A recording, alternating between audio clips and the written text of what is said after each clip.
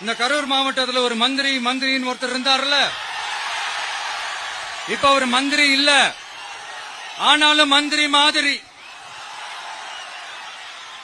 நான் யாருன்னு உங்களுக்கு சொல்லிதான் தெரியணுமா என்ன? ஒரு க்ளூ ஒண்ணு கொடுக்கலாமா?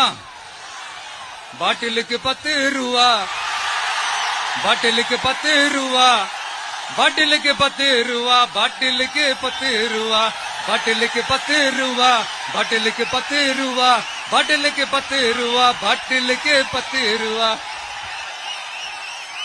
இப்ப ரீசெண்டா கரூர்ல ஒரு விழா ஒண்ணு நடத்தினாங்களே, அது என்னப்பா 30 பேர் விழாவா?